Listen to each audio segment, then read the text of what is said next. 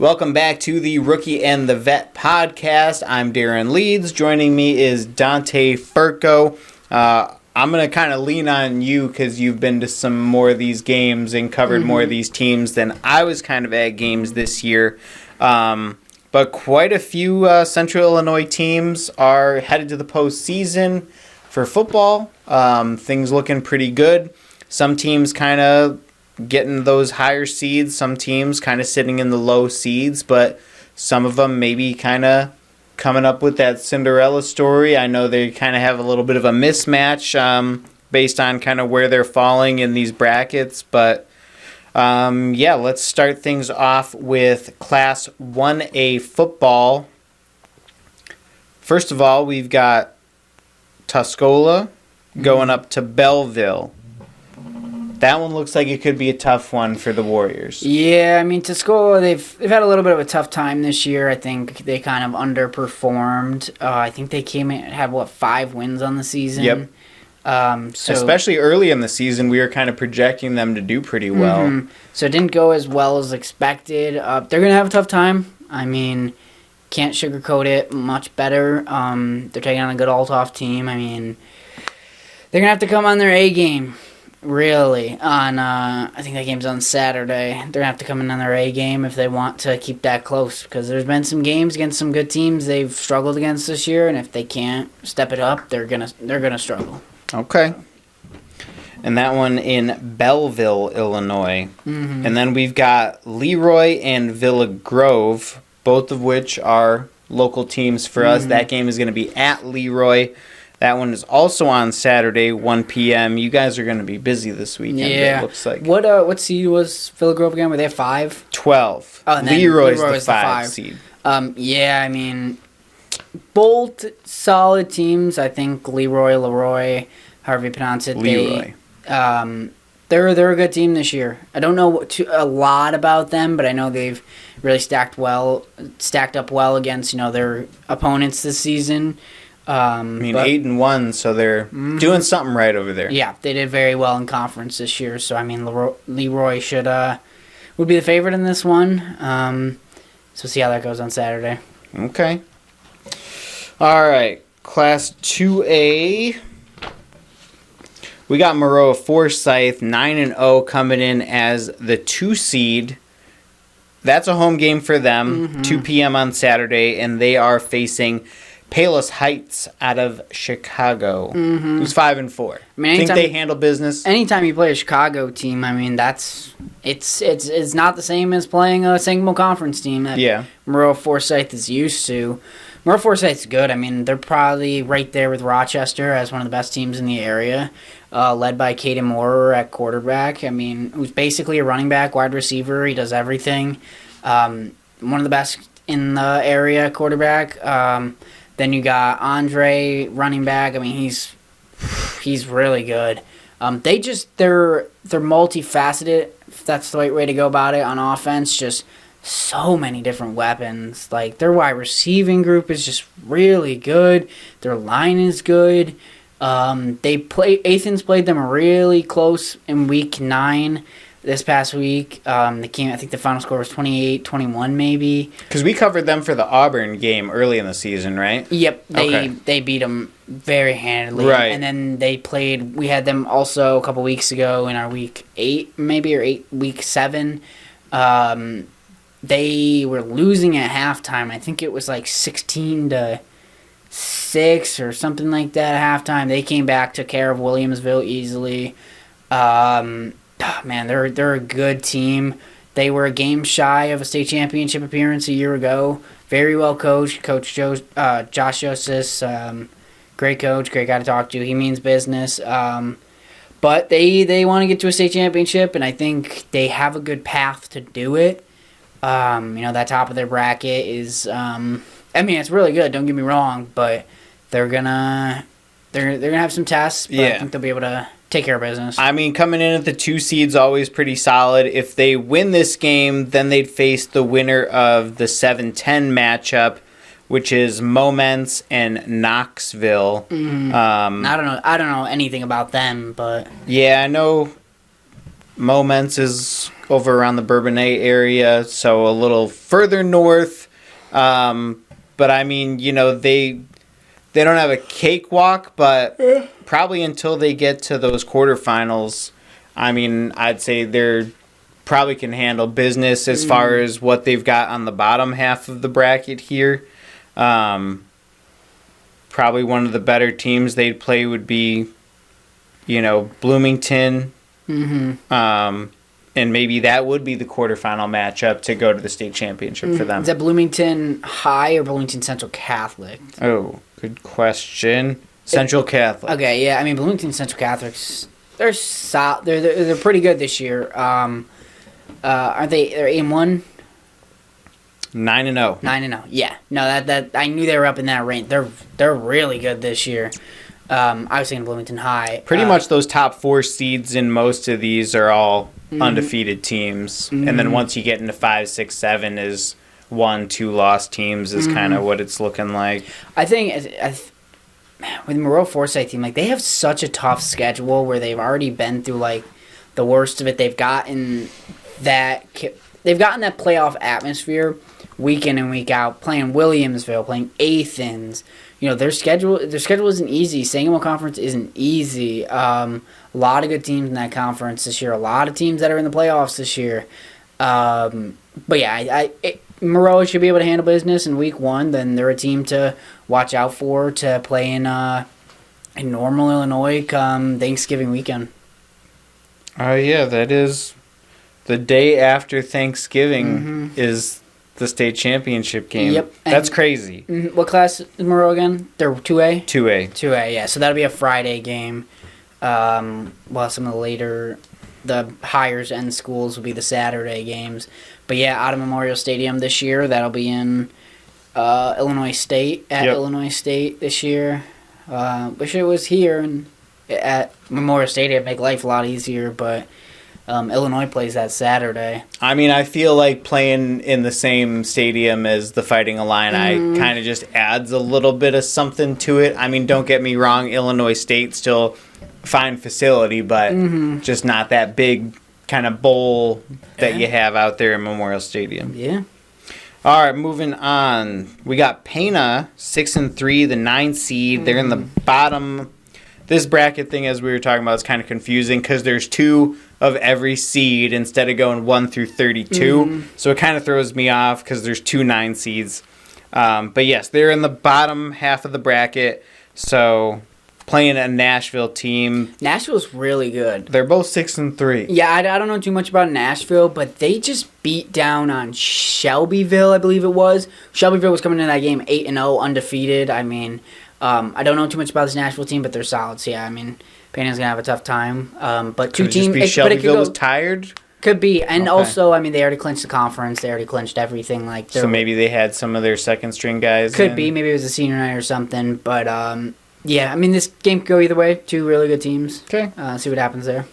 And then we go to Shelbyville, number 2 seed, again in the bottom half of the bracket, 8-1, and that 1 loss, like you said, coming to Nashville. But they are taking on a 5-4 Trenton Westclin. Yeah, Shelbyville should be good. Shelbyville's a good team this year. They move the ball very well offensively. I mean, they took down a Clinton team a couple weeks ago who was fighting for their first conference title since I think it was 1969. They handle business easily. They were able to get things done. Shelbyville's a good team. They can make a deep run this year. They could be a team we see at Illinois State down the road. But they got to fix whatever kind of went wrong in that game against Nashville, or they might meet up with Nashville and struggle to get further. Okay. Yeah, they wouldn't meet until the quarterfinals, it looks like, too. So then I see Auburn made it in here at the 14 seed. I think at 5-4, right? Yep. Yep. And so they're playing the 3 seed, who's 8-1. Johnston City. Yep. I can't think of where that is right now. I don't know, but Auburn's another. Like I mentioned with the Sangamon Conference, they lost. They had a tough game earlier in the year, which we covered at Auburn, but against Moreau Forsyth. Yep. Yeah, Auburn's a ground and pound team. I mean, they pass the ball, but like I think they do very well in the run game. Coached by Ryan Gardner, young coach. I mean, he went to Auburn. He knows those roots. He's able, hopefully, it kind of carries over this postseason. What they were able to do during the season, they had success. There were a couple. I mean, there was a stretch where they kind of lost a few games. Things started to look like it was going downhill in terms of not even making an appearance in the playoffs, but I mean, sneaking in at 5-4, good for them. I know they really wanted to make it to a playoff game this year, and I mean, they did so. Okay. All right, let's go to Class 3A. This one, we got a lot of local teams in. First one is Paxton. They're the 15 seed, and they're playing Princeton, number 2 seed. Yep. That's Saturday. Yeah, Paxton snuck in at 5-4. They're a good team. They haven't done extremely well against those top teams this year, so they have to come out firing, ready to go, because if not, their defense is gonna give up a lot of points early if they're not ready to go. I think they just lost to Tolono Unity by, I think it was like 40 or something, and Tolono Unity is a great team. And they're on this list too. So, but if you're not stacking yourselves up with them, it's going to be tough for them in the playoffs. But they're a good team, very well coached by Pritchard. So hopefully they can get things going this weekend. Okay. All right, moving on to Monticello. They're the bottom seed, 16, and they are playing the number 1 seed, 9-0 DuQuoin. I went to Monticello on Friday, watched them play against Tolono. They're a good team. It all rides on how Luke Teskey's playing at quarterback. Their defense it's good, but it needs to be better. But Monticello, I mean, they had a good season. They getting into the playoffs at 5-4 is, I mean, great season for them. But I mean, 16 battle and a 1, that is not easy. Yeah. Never easy. There's a reason why they're the 16 seed and the reason why the other team's the 1 seed. So they have a tough road ahead of them. But hopefully they can get some things going this weekend. And then here's the big matchup we were kind of talking about earlier. Both local teams, and it's Williamsville and Tolono, 8 and 9 seeds, both 7-2. This game at Williamsville on Saturday. You think the Bullets can get it? I mean, this is a toss-up for me. Okay. I mean, Williamsville is really good this year. You have Cates. I mean, both Cates brothers, very good for Williamsville this year. Very well coached. Aaron Coons. It go either way. You said St. Joseph Ogden? Williamsville, Tolono. Tolono, yes. Yep. Sorry, I was thinking of St. Joseph Ogden is lower on this bracket. And then you have Tolono. Tolono's good. I watched them on Friday. They moved the ball very well. When they played Monticello, just offensively, they're not afraid to throw the ball, and they throw it very well. It could go either way. I mean, Williamsville was a state championship. They made an appearance last year. They've been in these playoffs before. They're very inexperienced, I will say, this year. In terms of playoff true experience, but I mean, 2 really good teams. This is going to be one of the best games in our area this weekend, in my opinion. You got the Champaign side going to play the Springfield side. We're going to be there. That's gonna be a good game, and I think it could really go either way. It's going to depend on who shows up. And the winner of that would face that number 1 seed, DuQuoin. I'm just going to kind of put them, nudge them ahead in the bracket, if you will. But how do you think either one of those teams would fare against that top seed? I mean, I think both Tolono and Williamsville are really good. The 2 teams that could, honestly, if whoever wins this first round matchup could make a deep run. They both have the size. I don't know about this DuQuoin team or whatever. I mean, they're that high seed for a reason. Right. But I don't know who they've played. I don't know who. And I mean, they could have played a cake schedule for all we know, but. Yeah. All right. Moving on, 12 seed Clinton, 6-3, is playing Sullivan-Okaw Valley Co-op. Who's that? Repeat the matchup. Sullivan. I'm just going to say Sullivan. Sullivan and Clinton. Yeah, I mean, Clinton's a good team. Ran a couple stories on them a couple weeks ago. Like I said, they lost to Shelbyville with the opportunity to win the conference for the first time since 1969. They're a good team. well coached. But they're gonna need to be on their A game this weekend. See what happens. You said Clinton's a 12 seed. Yes. Yep. Okay, that's what I thought. Yep. Yeah. I mean, Clinton's good, but it's gonna be a tough game. All right. Then we've got St. Joseph Ogden as the 6th seed, 7-2, playing Carlinville. Also a local team. Yeah, I mean, this is gonna be a tough game. It's two teams that I don't know. It's a tough game. I mean, record-wise, not a big difference between the 6th and the 11th seed. Read me the records. 7-2 for St. Joe. For Carlinville, 6-3. Yeah. So, a game difference. St. Joseph Ogden's good this year. Tolono kind of dominated in the conference. I remember that game, though, Tolono. St. Joseph Ogden was really good this year. That came down, I think it was like 35-38 game-winning field goal. St. Joseph Ogden's good. I would say maybe they have the upper hand in this one. They're hosting on Saturday. But, yeah, I mean, St. Joseph Ogden's good. See what kind of game plan they come out with. See how that goes. But, I mean, like I said, St. Joseph Ogden is good. I think they have the upper hand in this one. See how things shape out. Okay. All right, Class 4A. Again, we got a number of Central Illinois teams kind of all over the place here. All right, Rochester is the 1 seed on this one. They're playing Lincoln, who this is Lincoln's first postseason appearance in, was it like 24? 39. 39? Yep. It was since 1984. Yep, 1984. All right, that's where I got the 4 from. In 1980, I put a list up on the website. 1984, Marvin Gaye passed away. Prince Harry was born. Prince dropped Purple Rain. Born in the USA was released by Bruce Springsteen. Trying to remember what else. The Los Angeles Raiders won the Super Bowl. The Detroit Tigers won the World Series. Whole list of things. But yeah, I mean, good. So big for them to make it this far. Yeah. I mean, at least with that long of a postseason drought. And I want to read one of the quotes I had from Coach Shokowski.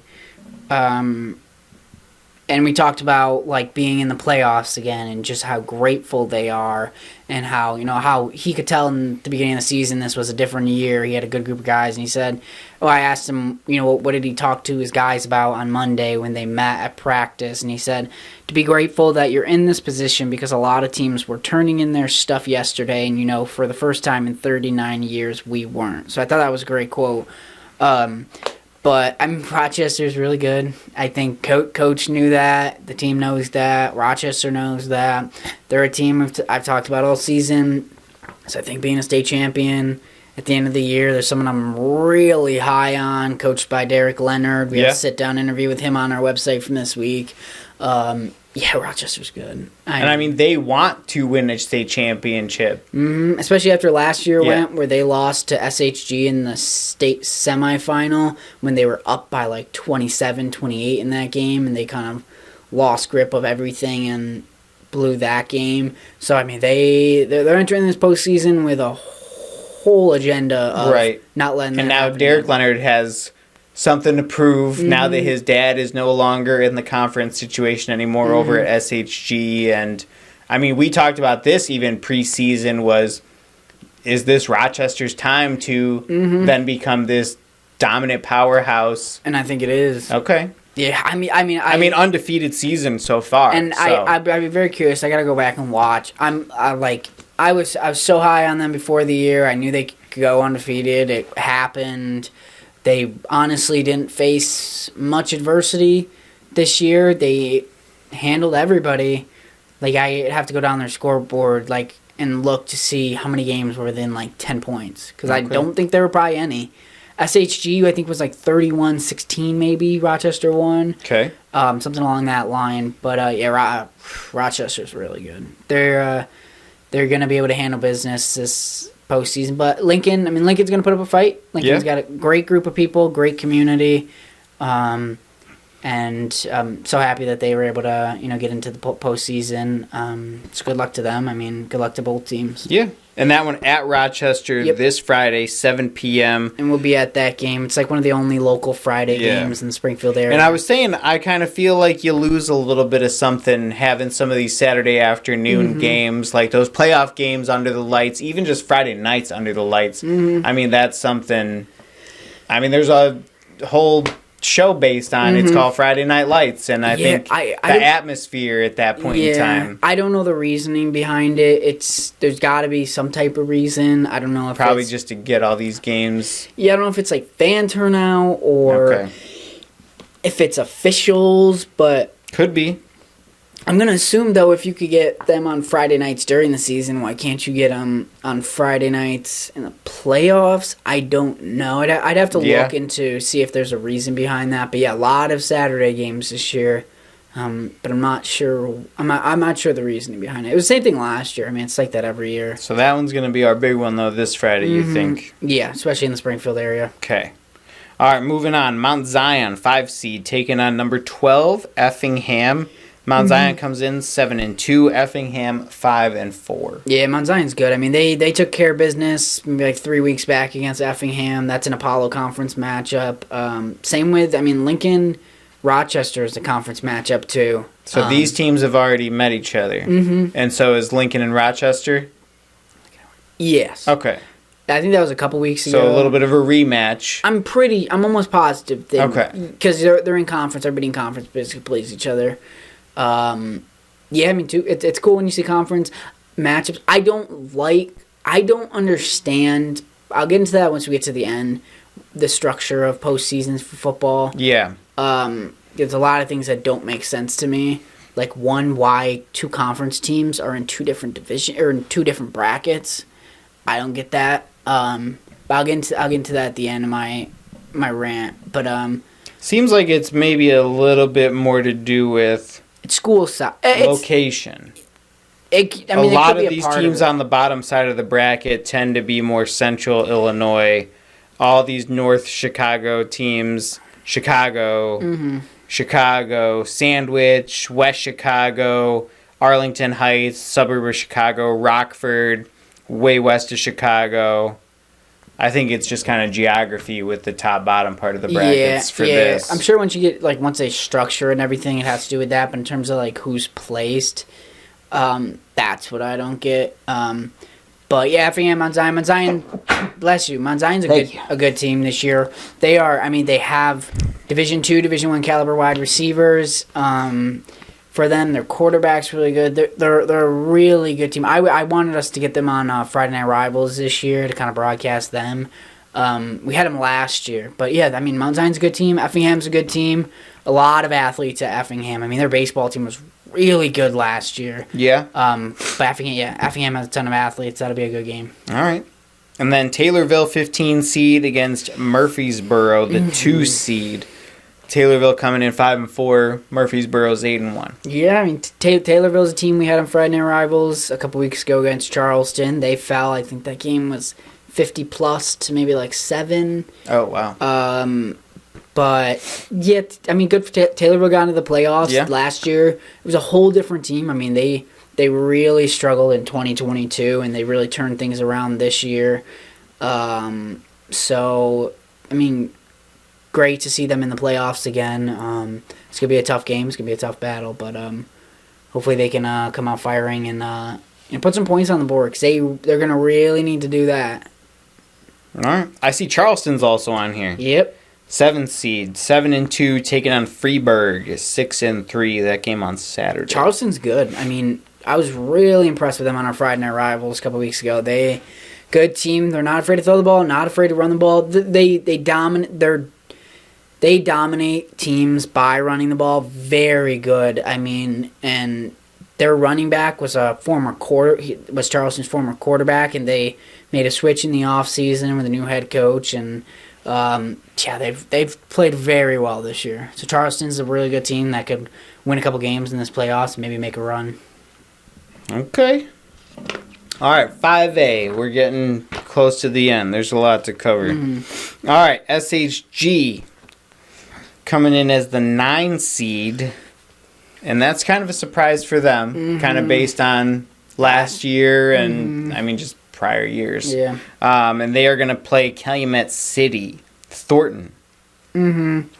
I see she's good this year, but they don't have that firepower like they did last year. I mean, they lost a lot of guys. It's a different system. I mean, Ken Leonard's no longer there. You have John Allison at head coach.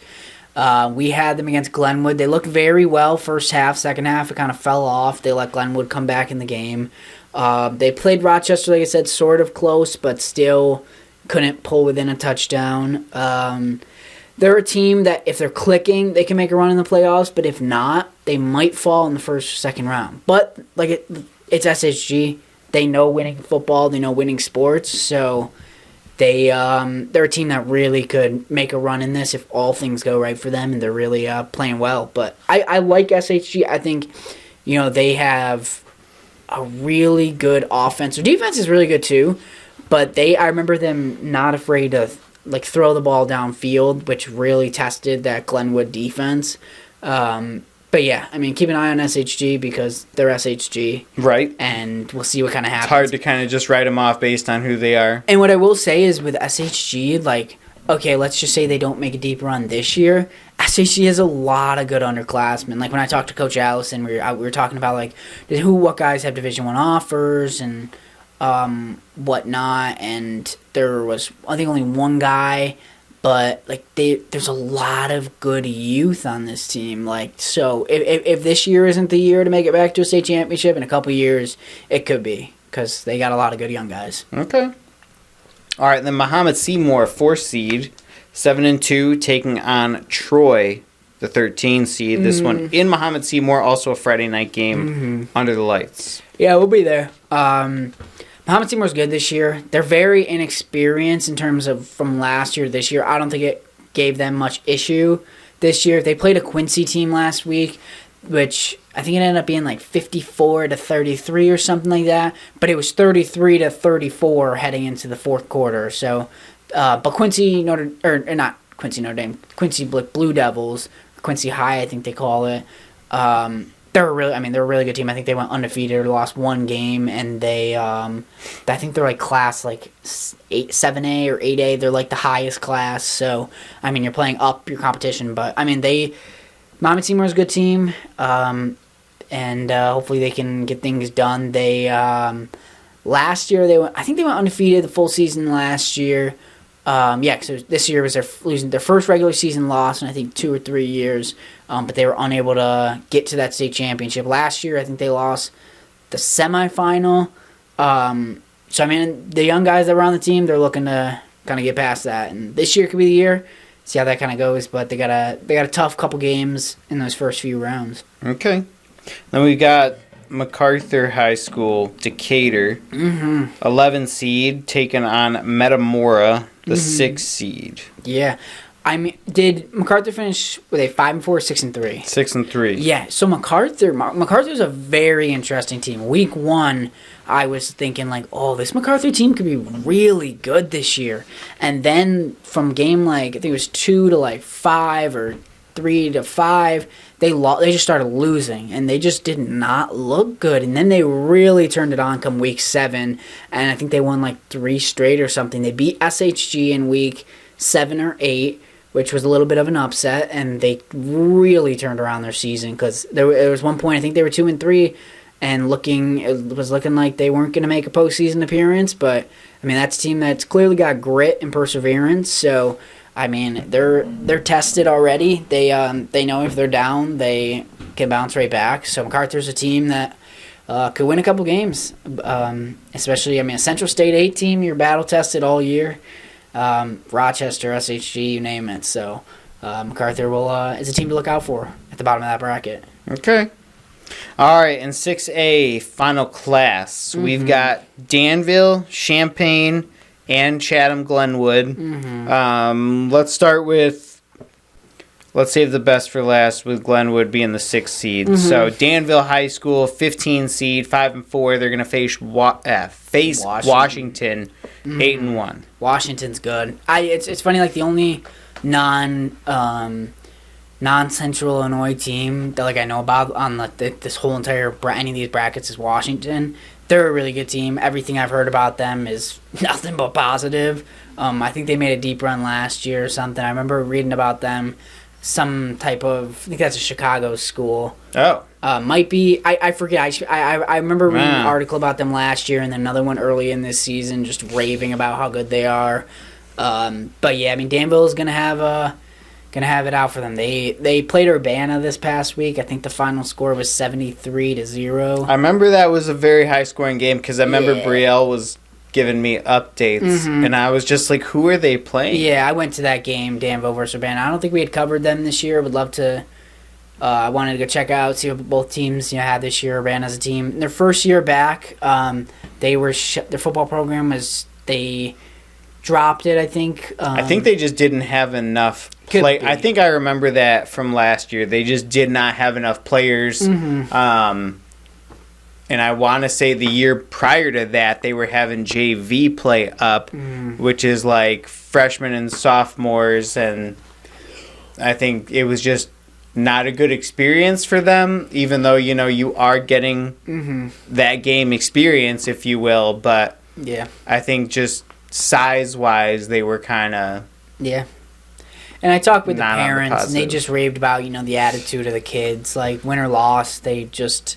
came out and played their best every week. That's all you ask for. But yeah, I mean, this Danville team, they had a couple good wins. They played Glenwood really close to start the year. That game was 14-12 week 1. They are a team that kind of squeaked their way in with that 5-4 record. Could do damage. They throw the ball well. I've heard a lot about their turnover issues this year. So I mean, it's going to be a tough week 1 of playoffs against Washington. See what they can come out and do against them. All right, Champaign Centennial, 10 seed. It looks like a pretty even matchup with this one with the 7 seed. Both teams are 6-3. Yeah, Centennial's a good team. They are very big on the offensive line. I mean, they got a couple kids. One's like 6'4", like 260. I think Coach told me. One was like 6'3". 235, I think. So they got some big size. They got a really mobile quarterback. Their run game's good. But there's been a couple games where they've really struggled to score as well as just defend. But yeah, that game could go either way. That'll be an interesting game. See what Centennial can come out and do. Because those kids are not afraid to hit you. Everything I saw in practice and at some of those games, their team not afraid to hit. So the physical, see how that one goes. Okay. All right, last but not least, Glenwood, 6 seed. They're going to play Bloomington High School. Glenwood's good. I mean, they beat SHG.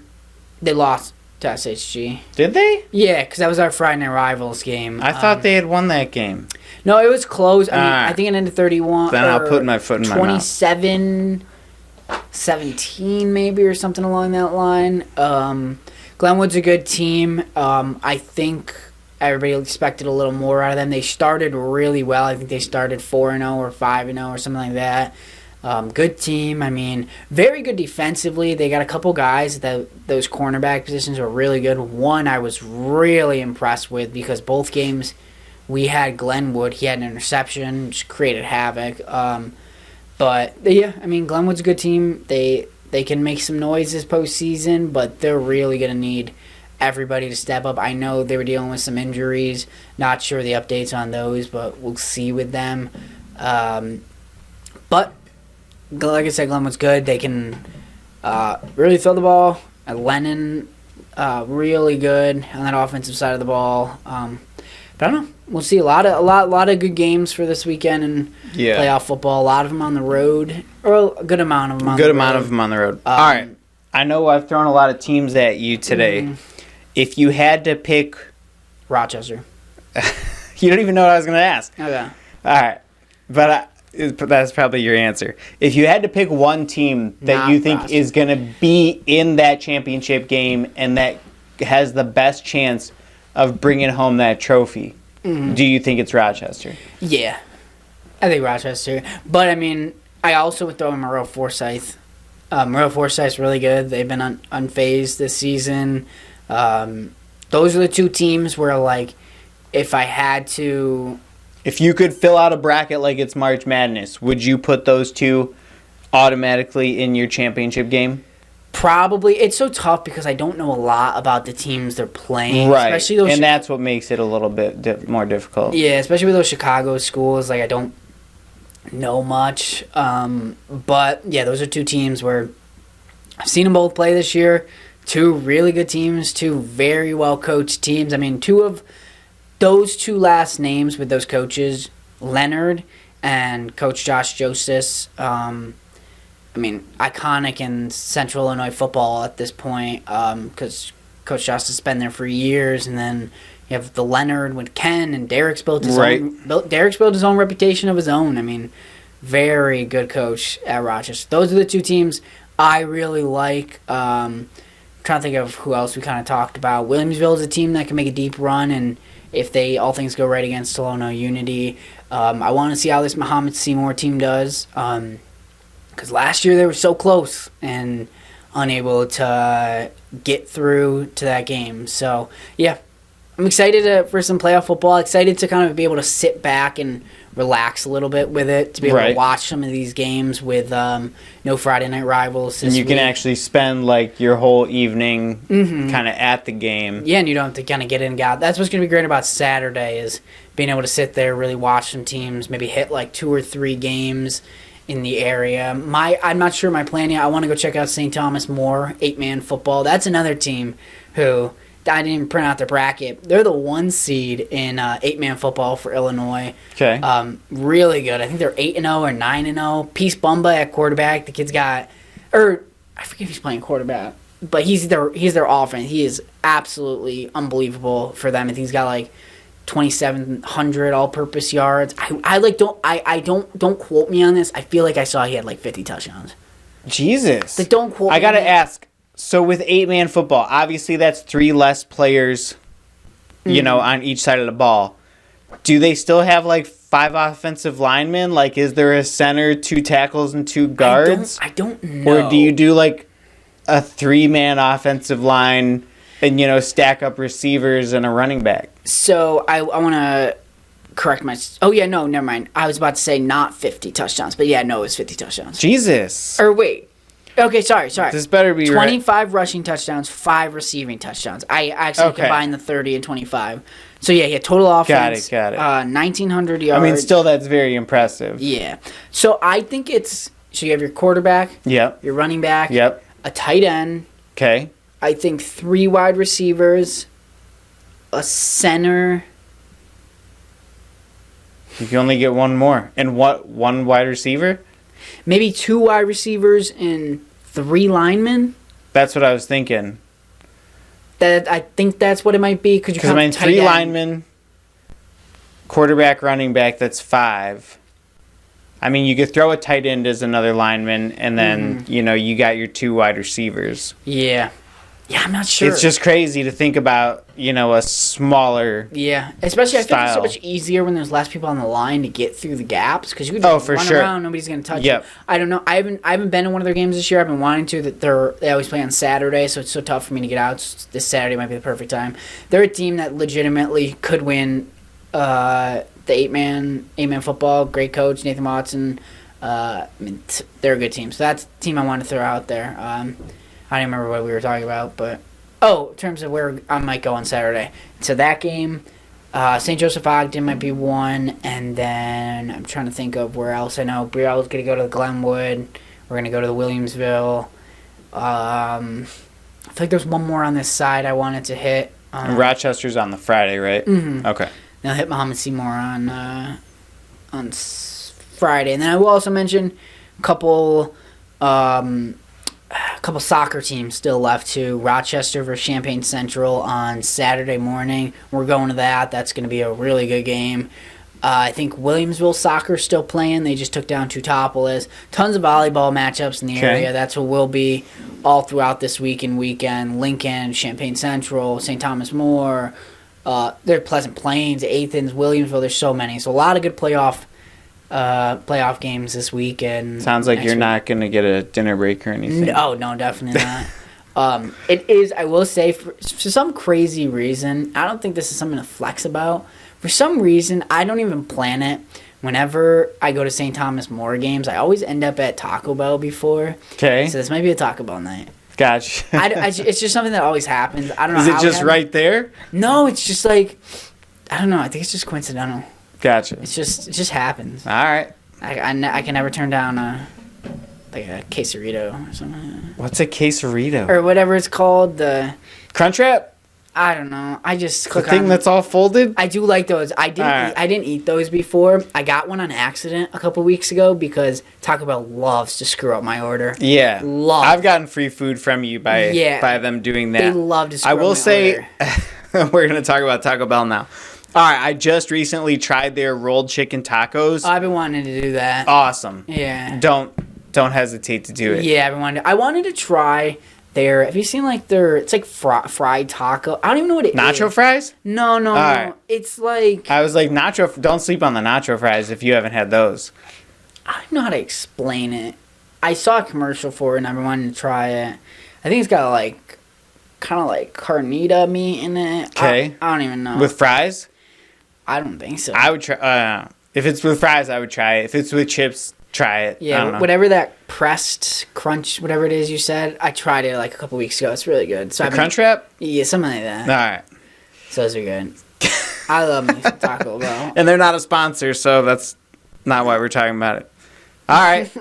Anything else? No. I mean, that should do it here on Rookie and the Vet. Talked a lot of playoff football. All the matchups for this week. A lot of teams looking to play for a state championship at trying to remember the name of Illinois State Stadium. It's not another Memorial, is it? There's so many Memorial Stadiums. I know. That's why when you threw it out there, I was just like, okay, like another. Because I think their arena is Sefq Arena. Okay. But yeah, a lot of teams looking to play at Illinois State come the end of November. I think that's like the 25th, 26th maybe, right after Thanksgiving. Did you find it? Hancock Stadium. Okay. I think. I don't know. Yeah. I mean, everything's getting new names nowadays. Sometimes I don't trust Google. But yeah, yeah, Hancock Stadium. All right. Gotcha. Make sure to check out our podcast on all podcast streaming platforms. Apple Podcasts, Google Podcasts, Spotify. You name it, wherever you stream your podcasts, or on YouTube if you want to watch us. Whatever works. We stream on Facebook. We fix the audio issues on Facebook. Trying to find a way to connect the audio into the computer. We'll figure that out. Sweet. But yeah, that'll do it here on Rookie and the Vet, and we'll see you next time.